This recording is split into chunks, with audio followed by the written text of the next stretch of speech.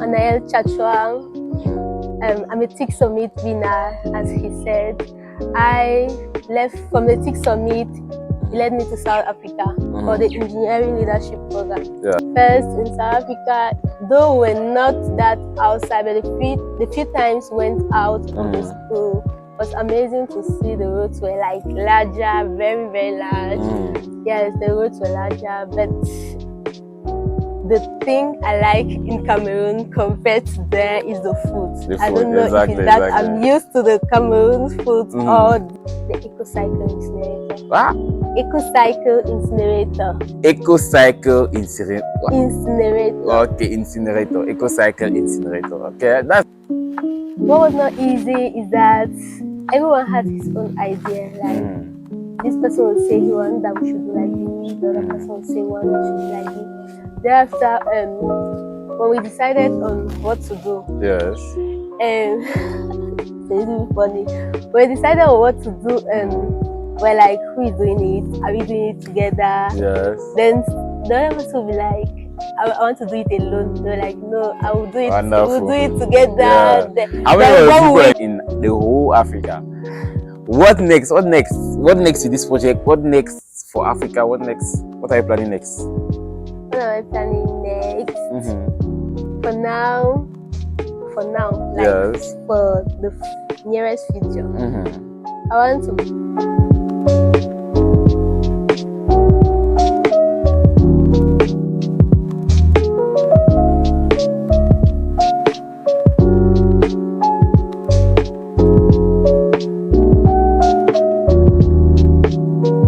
Hello and welcome back to our podcast, The Vision to Success. I'm happy to see you because it shows that you're someone of intelligence and love building your skills, love getting inspirational thoughts from people that will bring on our podcast. Today, we have brought our first female on the podcast. So if you're a female who's been watching, be glad because you have someone like you that is here on our podcast. She's a Tech Summit winner of this year. She's someone that's participated in a national and continental program in South Africa. And she's someone really amazing, having a lot of things to share, and we'll be speaking to her today. So without further ado, I'll introduce you people to Anaelle. Hello, Anaelle. Hello, Mr. Manfred. Yes, how are you? I'm fine. How was the day? The day was fine. The day was good. Yeah. I know I've like given a little introduction of yourself, but I know you're someone that's done a lot of things. Can you still add some things on it or introduce yourself again? Okay. Yeah. I'm Anaelle Tchatchouang. I'm a Tech Summit winner, as he said. I left from the Tech Summit. He led me to South Africa for the Engineering Leadership Program. Yes. That's it. She likes to be brave, you know, because the impact that she has done actually here in Cameroon is something of really big. From being a national winner at the Tech Summit to being again one of like the brilliant minds that was selected in the whole Cameroon and even the whole Africa. Like we're 30 of us selected in the whole Africa to go and represent our various countries in South Africa. And she was one of them which was selected for it. So Anaelle, I want to ask you, how was like your experience there at the Tech Summit at the ELP program? Let's start from there. Okay. Continental stuff, yeah. Okay, before going to South Africa, I was first glad and happy, excited. I was mixed with emotions because after winning the Tech Summit, Mr. Bill, the founder of Tech, of the Tech, he sent the link to us and where to apply. So so we applied, and I was like the only one selected from Tech. Yeah, so I was like the only one selected from Tech. I was like happy. I don't know I was that special. Yes. Yeah, so once then, it was a little bit strange for me. Your first time traveling out, yes. I was happy. I was mixed with emotions, but once there, I was happy. It was a little bit strange because there were other people from other culture, things like that. So it was at the beginning, like the first week, it was a little bit difficult to interact with them. But as time passed, I was like forced to, and I was happy to do that because it built my social skills. Before that, I was not that social. And I was happy to because I worked in a team with another person I did not know, and our team collaboration was that very good. I can say it and be proud of it. It was very, very good. I didn't know I could collaborate with someone I did not know, or let me say I knew for just a week. That so well. Then the other thing that was very happy, and I will not forget that, during the award ceremony, I had a special certificate, an ethical certificate. I was like, wow, I didn't know I was ethical. I didn't know I was an ethical person. What was even the word ethical? What does it mean? I think ethical means someone with a moral, someone that cares about another one. Wow. That shows you care about someone. You have like good morals. That's nice. Yes. Yeah, I think that's not I can't say everything. Okay, I get. Actually, it's an amazing experience, you know. And let me just ask you, for those that have not been out even of Cameroon, so that they can also know, what was like one difference that you found there in South Africa that we didn't have here in Cameroon? Okay, let me see. One difference, first of all. They can even be many. You can give many because I think other countries are totally different from our own country. It's very different. First, in South Africa, though we're not that outside, but the few times went out of the school, was amazing to see. The roads were like larger, very, very large. Yes, the roads were larger, but the thing I like in Cameroon compared to there is the food. I don't know if it's that I'm used to the Cameroon food or their food is not that good, but that's one thing I appreciate in Cameroon. In South Africa, the roads are good, the structure, the houses, everything looks good. Okay. The structure of the houses look good, their roads are good. Yeah. I don't know if you also noticed it, but their cars was kind of different like us. Yeah. You saw that different? It's something different. Yeah, the driver in Cameroon usually sits at the this right side, yes. but there it's at the left. Yeah, it's something really crazy.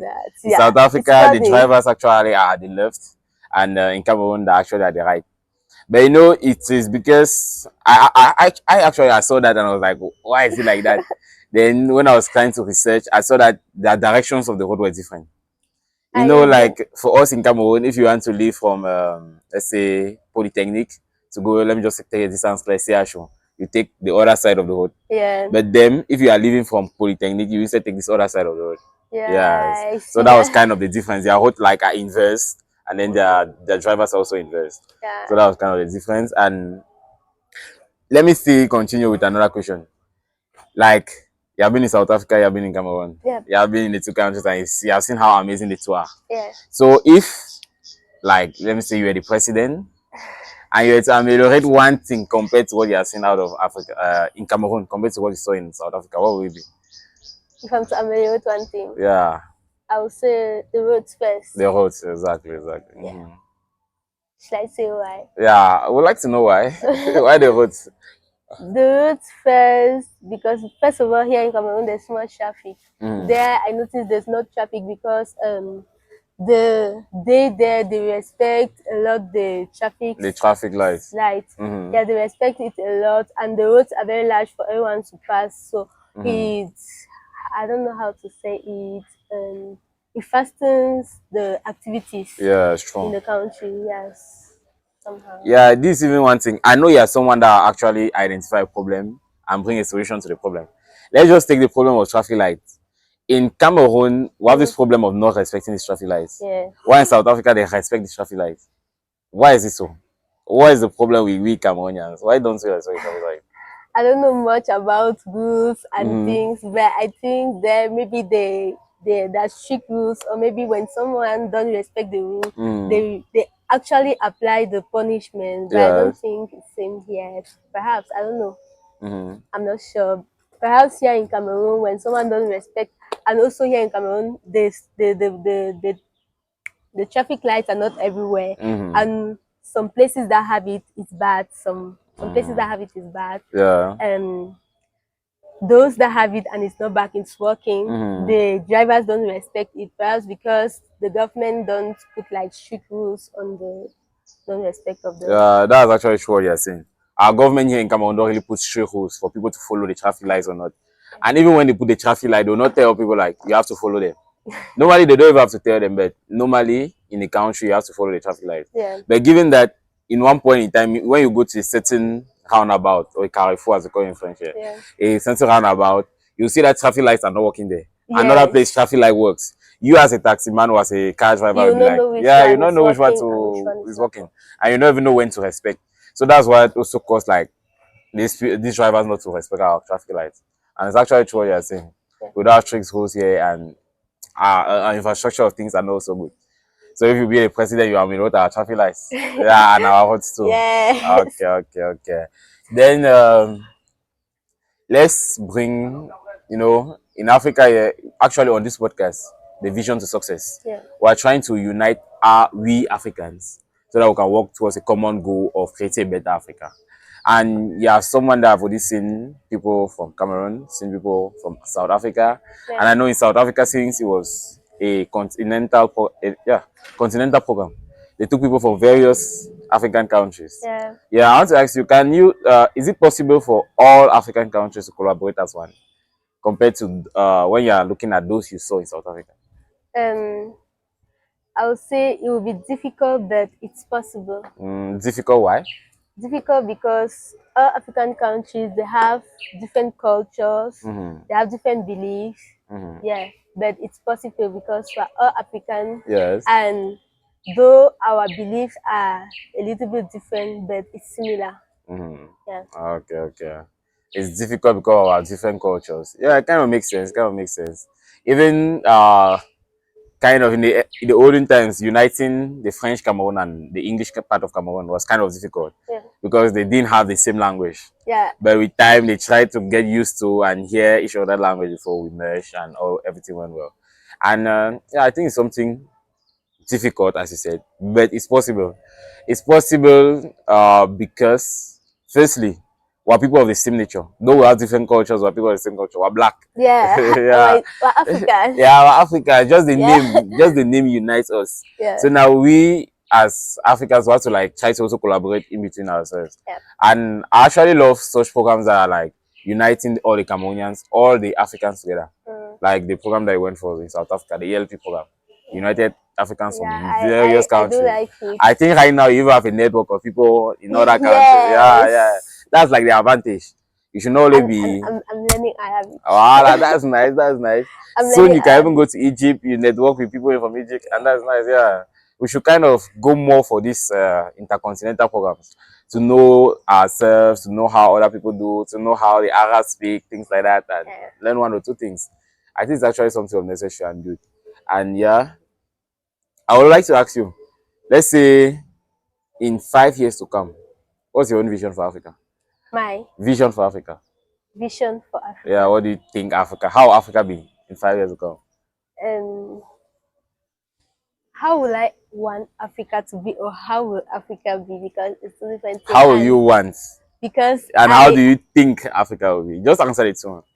I love the way I've actually separated. It makes a lot of sense. How do you want it to be, and how do you think it will be? Okay, I want Africa to be a place like where people will love to be. Because I think some people don't like to be in Africa because maybe of the poor infrastructure, of the poor things, of the poor many things we have. So I would like Africa to be a place someone will like, a place of, how do I say, unity, la place de rêve. Of dreams. Yeah, a place of dream, like someone would dream to go to Cameroon, someone would dream to be in Kenya, something like that. Okay. Yeah. And then I think that's how you want it to be. Yeah, that's now how will it be? How will it be? Yes. I can't say exactly how it will be, because it don't depend on me. That's very true. But the way you're seeing things going, how will it be? I see intelligent people. I see people want to grow. So I see a growing Africa. A growing Africa. Okay, that's nice. I love the word growing. Yeah. We're being intelligent, we're being creative and building actual things for our continent. And I love also your aspect of saying where you answer the question, how you want Africa to be. You want Africa to be in a way that people should like staying here in Africa. Yeah, that's also our vision here on the podcast, the vision to success. Because I've noticed that many people, they always go online to watch motivational videos. When looking for motivational videos, they see videos in America and Europe. That are successful people in America and Europe. Yeah. And they're like, if I'm seeing people successful there, it's possible to be successful there. And since I've not seen people successful in Africa, they're like, it's not possible to be successful in Africa. Yeah. So they're always trying to run and go that side because they think that you'll be successful here. Yeah. And that's what I want to also prove wrong by creating this podcast, making this podcast really successful, by bringing great minds like you that will be like sharing their ideas, showing their success, and inspiring millions of other Africans that you succeeded, so they can also succeed. Yeah. I succeeded so that they can also succeed. Yeah, that's kind of the idea. Because if we as Africans, so let me just even boil it down to our country, Cameroon. If we are Cameroonian, we'll keep saying this guy succeeded, that guy succeeded, that guy succeeded. I'll not be always wanting to run and go to America. Yeah, That when I can succeed, I can do it in Cameroon. If I see a lot of people are going like, I see this person has succeeded, that person has succeeded, I'll be like, yes, it's possible to succeed in Cameroon. Yeah. And since we're even talking of the Cameroonian, like our country, Cameroon, I know you're also a national winner. Yeah. That term is even heavy, like national. You won a national competition where many regions of Cameroon here was represented here in Yaoundé. They had to bring, firstly, brainstorm of a solution that their community face, come out with a solution for it, and pitch it to a group of juries. And you're one of those that firstly won the regional competition, then went to the national competition where there were other regions still competitive with you guys, and Igbo won the regional competition, the national competition. Yeah. I want to ask you, like, how was the journey from even thinking about the problem, going to the competition and winning? How was like that journey? Was it hard? Easy journey. It was not easy. Okay. Yeah. It was not an easy journey. Working in a team. Yes. Working with people that know. Working with people that have ideas. Everybody has his own way of thinking. Yeah, it was not an easy journey, but it was a good journey. It was a good experience. Yeah, so brainstorming on the problem. Like we had a problem. Our problem, yeah, we did not face like too much problem to identify the problem because we had a common problem. Yes. It was pollution. Pollution. Yeah, that was our common problem.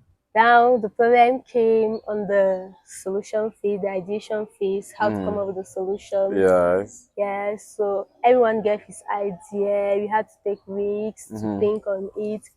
Yeah, so finally we decided to have an incinerator, only an incinerator. Yeah. So we decided to do an incinerator, then added some things there. Just so to like make people understand more, what's an incinerator and what does it do? Okay, an incinerator is like something that you burn waste inside. Yes, and it has something like this, a chimney. I don't want to say it's a chimney, right? Yeah. Yes, that makes the smoke to be controlled. Yeah, something like that.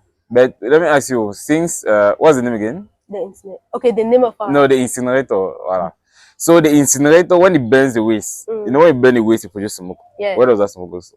Yeah, our own was a little bit one type. It was going like this. Then there was one big something like this. Where we had a layer to dilute. I don't say dilute. The smoke passed through there and it was diffused. It was a little bit separating. Okay. Then before it goes out. Yeah, so it was reducing the air pollution. Okay. It means that when people burn the waste, it does not go directly up. Yeah. It goes into let me say a home where it's diffused, and then the toxic gas is separated. Yeah. Then it was not totally separated, but it reduced the pollution. It reduced the pollution. Yeah. And does it release or it reduce it totally? You say it was not totally reducing? Yes. Okay, nice. But so, if you were to approximate in the percentage, how much percent do you reduce? I'll say something like 80. 80. That's actually a great number. Yeah, that's nice. So as time passed, we're like a lot of heat is released during the process. Yes. So we decided to add another part on the incinerator, was the electricity part. So we used in the incinerator, the behind part was like a little bit transparent. Yeah, so we added solar panels and many things. The solar panels was because we didn't have time again to do all the mechanics. So we added the solar panels so that the lights can be Mm-hmm. the light from the fire Yes. can be taken. Yeah, Okay, because yeah. we didn't have a lot of time Mm-hmm. to build the actual thing. The Yeah. actual thing was like what?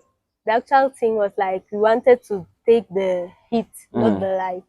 Yeah, the heat and do what with it? Boil water. I don't know. Yes, we thought of that, but it Mm-hmm. would take a lot of money Yeah, and time. and So time. Okay. yeah, Yeah. So people just went for a simple system with the solar panels. yes, Since solar panels can also, when put even under the sun, it can generate electricity. yeah. Okay. So we took it. It was not the sun because it was placed like this. Yeah, towards the heat. And you Yeah. said it's transparent. Yes. So the So rays like were going towards the yeah, solar panel. Okay. yeah. Then from there, what next? Then from there we connected it to transformer to step up the current. Yes. Then And I produce electricity. yeah, Wow, that's nice. That's nice. What was the name of the whole project? the ecocycle incinerator. Ah, Ecocycle incinerator. ecocycle incinerator. Incinerator. Okay, incinerator. Ecocycle incinerator. Okay, that's an amazing project. Yeah, it's true. People went for the 6 of me. People won. There's one question, not even a question. Like after people won, there were many rumors around that that stuff was not working. That stuff was not working. I was like, It was working. it was working. Yeah. Yeah, because those that won the second prize, I also interviewed them on this podcast, and they were like, we could win that first place. We could win that first place. And then I asked them that, why do you guys not win? They said that firstly they didn't have a good prototype, and then secondly the first team tricked the juries. How? What according to what they said something like people use batteries to power the stuff. But if you say it works, it's actually something of cool because I myself, as someone that does robotics, I understand the system, and I can also affirm that it works using a solar panel and the rays from the heat, or let me say the stuff that is burning. You can produce electricity. Yeah, I confirm, but they were like, no, no, no. Yeah, I even forgot one part of the thing. Yeah. So when the dirt will burn and at the end ash will produce, so Yeah. we use the ash to produce bricks. Bricks. Okay, that's nice. That's nice. Yeah. Like we used everything. Yeah, nothing is strong. Yeah. Like you come with waste and you go back with a lot of stuff. Yeah. You go back. In fact, it's even like a beautiful system because I'm just kind of imagining it. Let's say a station where because people have this problem of not knowing when to dump their waste and they dump it around.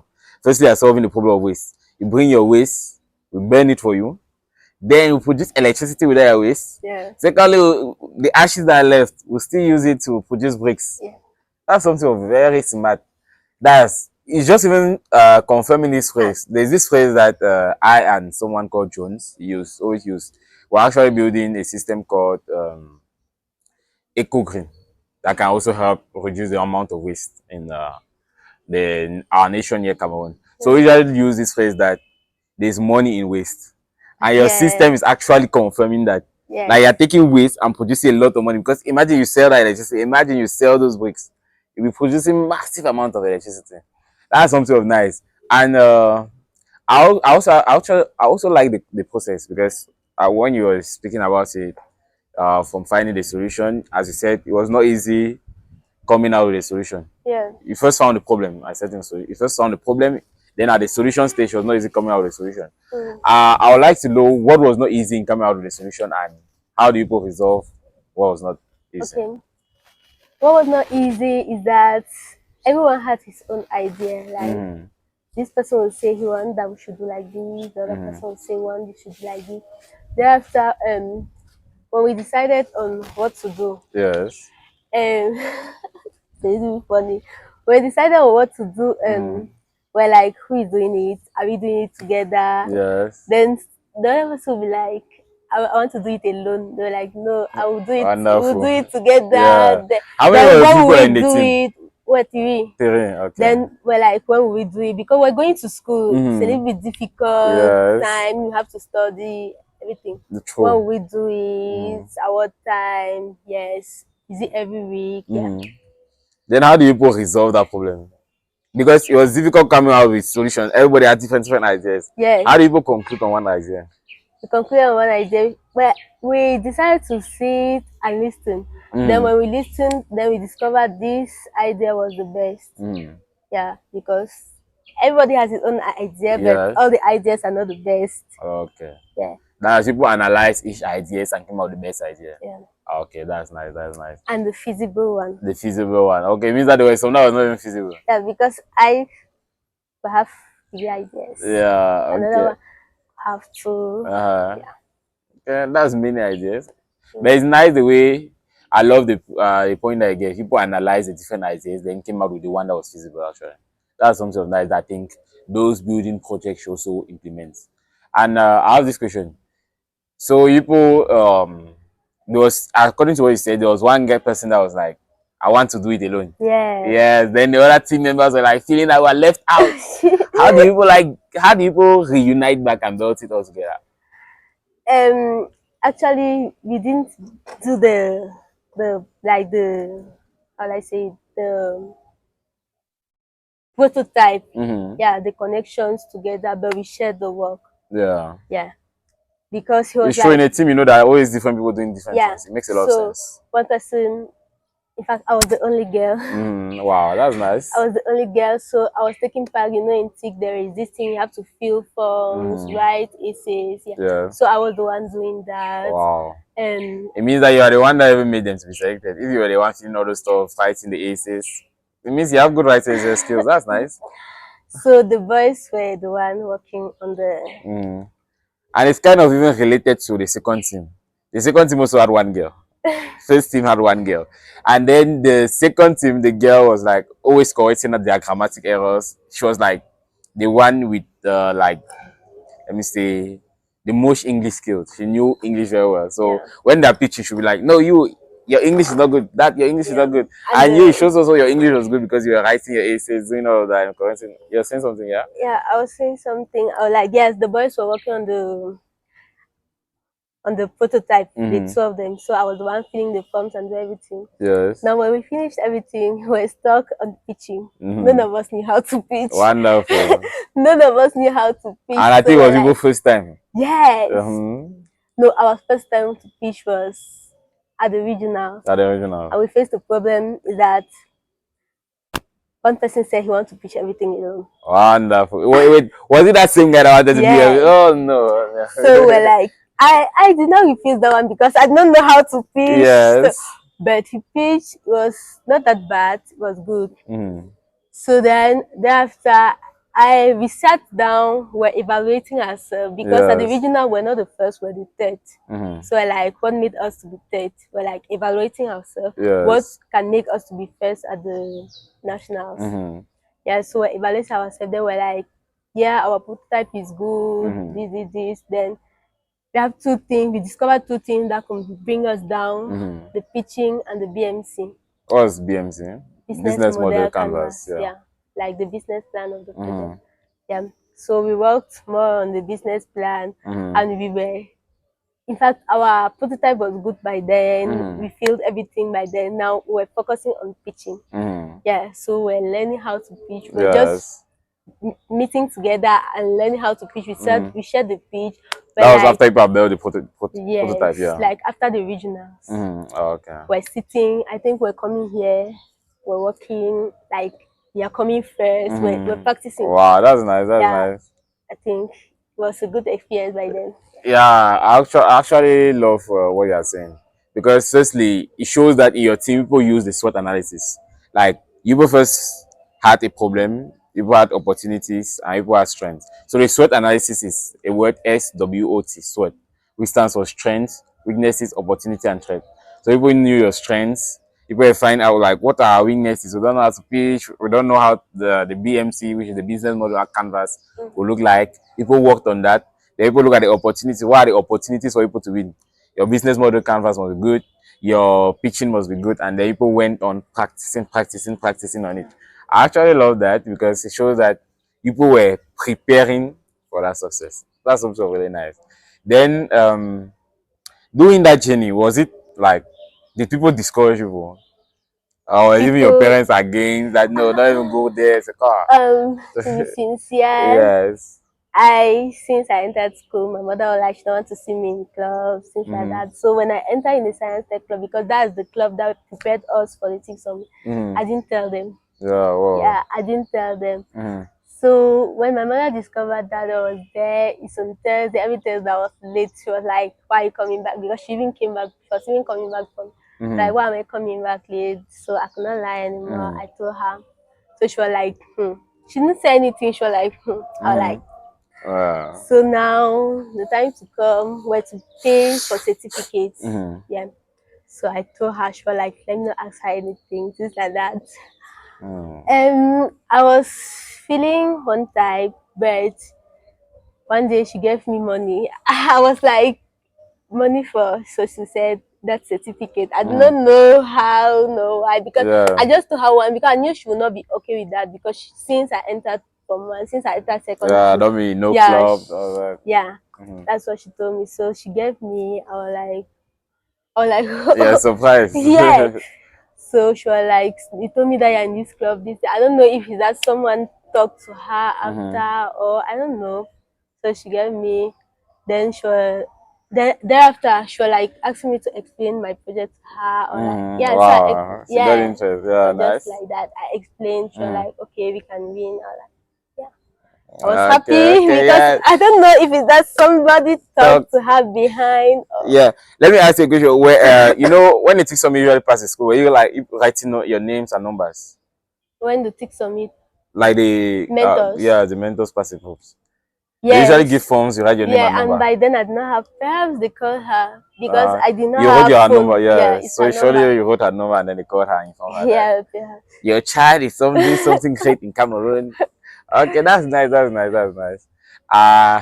And it's true that when she, let's assume that someone called her and they showed you about the summit. When you guys won, how did they feel? Were they even present? Yeah, my mom was there, but my dad was not there. Yeah, she was very, very happy. Yeah. I didn't even know she would come because during the regionals, yes. My team members, one of Wait, my your team mother knew before the regionals or after the regionals? She knew before the regionals. Okay. Wait, if she didn't know, would you have participated in the regionals? I think yes. Okay, nice. So during the regional, I told her because we're to invite our parents and everyone. So one of my teammates, the parent came. I was waiting for her because she's never telling me her things. So I was waiting for her, but she did not come. At the final competition, I was surprised to see her. I was very happy to see her. Wow, that's nice. We left the house together. She didn't tell me that she would come. Wait, was she following you? Or... She was not following me. She went. She came after. Okay. Yeah. Then when they were giving the prize, she was like, I think she also went and made you on stage. Yeah. Wow, that's nice. It was nice. And how much was given to you guys again? 350,000. Wow. Their mother was like, look this. They're sending me up to 8. About 5,000 I paid. That's nice. And then I'm sure she was happy about that. Then I also like to know, because many students are also out there. Surely their parents are also confusing them, maybe not to enter in clubs. Like, which advice do you have for them? Should they enter in the clubs or should they not? Should they disobey their parents or should they not? Like, what should they do? I would say I will not call it disobeying, but I think they should analyze and see the kind of club they'll enter and let them not enter in so many clubs. Yeah. They can enter in a club depending on what they want to do in future or depending on what the thing will bring to them. Yeah, exactly. I love the word that you said, analyze. Because analyzing, first of all, you see what you want to do and will that club help you in doing that? Yeah. If yes, then go for it. Yeah. But if no, don't enter into the club. Just go for what you're interested in and what can help you. Yeah. If you are going to a club that won't help you, better you don't go. Yeah, it makes a lot of sense. And now that you have won the competition, now that you are recognized as a national winner, again you are like one of the youths, like the best youths in the whole Africa. What next with this project? What next for Africa? What are you planning next? What am I planning next? For now, like yes. For the nearest future, I want to be the leader of our science club. Wow, so that I can bring back what I learned from the Engineering Leadership Program, from my experience at the TIC Summit. That's nice. Yeah. I love that idea. Like you're giving back to your community. Yeah, that is one. Then I'm trying to build a personal project. Should I talk about it? I don't know if it's something that you can already put in public. You can put in public. No. If not yet, No, then I'm trying to build a personal project. It will yes. soon be in public, but not Okay, now. nice. Yeah. Okay, the project will solve actually a problem. Yes. Okay, that's nice. That's nice. And we're actually coming already to the end. Yeah. What you are even share is a lot. It's a lot and really inspiring. And there's also one thing that I want to know, or let me say, one thing that our audience would like to know. You know, there are various youth in Cameroon doing various things. People are like, let me go and play my ball. Let me do this. Let me do that. Let me do that. What made you, firstly, go for the competition, and secondly, put all your efforts in it so that you can win? Why do you do that? When you could go to the house, even there are many girls even in the quarter, they'll be like, if I eat mama meal, I'm going to help me my mother. If I call I'm doing there. Let her go help my mother. What made you like, let me go for that competition? Let me register for it. Let me tell my mother about the competition, and I should put everything, prepare my pitch, prepare my BMC, and go and win. What made you? Why are you different from the others? But I've seen me help my mother. Yes. I've seen me help my mother. That's nice. But you know, some people only help their mother. You helped your mother and you participated in the competition. Yeah. That's the difference. But why did you do that? Okay, at the beginning, when I was going for the competition, to be sincere, I was not going like to win. I just wanted to participate. Like, I was just participating because I wanted a certificate. As time passed, like during the sessions with the mentors, I don't know, I just developed the desire to win, and I actually worked for it. Yeah. That's it. That's it. You just want to go in for something. Yeah, I see. Yeah. That means that when we're doing something, if you're not even sure about it, just try. Yeah. Then if it's like engaging, then go fully for it. Yeah. Yeah, that's something nice. And then again, our audience loves seeing people like you. And for the first time, we're having a girl on our podcast. That's something super amazing. So I want you like to give a word for the girls that are actually watching. What should they do to be like you? What should they do to be like you? I don't have much to say. Am I too special that? Like, you know, there are not many girls that are national champions. Yeah. And being an only girl in a team is something of incredible. Like, you did something exceptional. If somebody is looking like being like you, what should they do? What do you do to have that position? That I can tell them that do this and you also have that position. You also have the title of a national champion. Okay, I'm advising the girls. Okay, for the girls, I would say be yourself, be focused on what you want to do. Yeah. Trust what you want to do.